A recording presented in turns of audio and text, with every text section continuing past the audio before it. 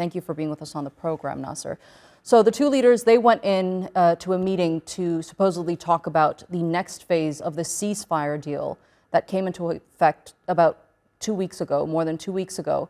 And then we had Trump come out essentially talking about ethnically cleansing the Gaza Strip. Just shameful. It's just shameful. And look, from our point of view, our perspective as advocates for Palestine, we've been talking about this plan, Israel's plan, for days, weeks, months, years, decades now. Benjamin Netanyahu is on record. His own political party is clear that there should be no Palestinian state. What Israel wants is a three-state solution to move Gaza to Egypt and the West Bank to Jordan. And we should be very clear, whilst Donald Trump is now articulating that plan, this was Biden's doing. Biden has allowed for this to happen for the past 15, 16 months, where he's abrogated his responsibility to, what we call the international law or the rules-based order that's allowed for this situation to happen, where, and what we've said for the past 16 months is that Israel wasn't interested in Hamas or the hostages, but to make Gaza unlivable, which it's done now, which makes this conversation around removing Palestinians, ethnically cleansing them, as you said, that much more saleable to a West. But it's unconscionable and it's genocidal.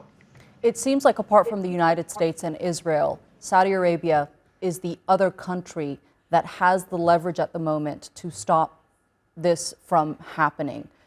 Where do you see them standing in all of this? They keep on saying that no normalization until a Palestinian state is formed. Well, they are saying that, and let's hope they are being truthful in saying that, but let's not remove the obligation of the rest of the international community. Whether it's Turkey or Australia, where I am, every country has a responsibility to act to ensure this act of genocide, this act of ethnic cleansing, is not allowed to take place. We have rules in place, international law in place. There are mechanisms in place to hold rogue, apartheid, genocidal states like Israel accountable. The world needs to move beyond this America-centric, Donald Trump-centric world where we're taking orders from this guy. It's obvious that this isn't just Donald Trump's plan. It was Joe Biden's plan. It was hatched in Tel Aviv by colonialists who want the entirety of Palestinian geography with no Palestinians in there. It's past time for the whole world to stand up and say enough, to boycott, divest and sanction this country and to apply international law. We just can't let people do this. We've seen decade after decade, throughout the decades-long history of Israel's occupation of Palestine, there have been serious breaches of international law. You mentioned international law. The plans that Trump has laid out, it again is a breach of international law. What does this tell us about the current state of the international justice system? Well, it tells us it's completely shot. The global south in its entirety, and any well-meaning and good-thinking human being would see the hypocrisy of the world's action, engagement in Ukraine and Russia. And then they look at what's happening in Palestine and Israel and go, why is there such a disparity in outcomes? And we know absolutely Palestinians are just not white enough, not fair enough, not blue-eyed enough. That is the only difference. That hypocrisy that allowed for Benjamin Netanyahu and his genocidal war criminal friends and associates to destroy, kill in excess, now the official numbers are over 60,000, but we believe it could be 250,000 Palestinians in this genocidal campaign under the pretext that he was trying to save hostages.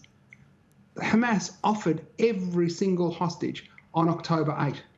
On October 8, Israel could have had every hostage if they had delivered on a meaningful ceasefire, on lifting the siege, etc. It was never about the hostages, never about Hamas. It was about making Gaza uninhabitable so they could engineer a demographic outcome that had less Palestinians in the Holy Land, so the charge of apartheid would diminish.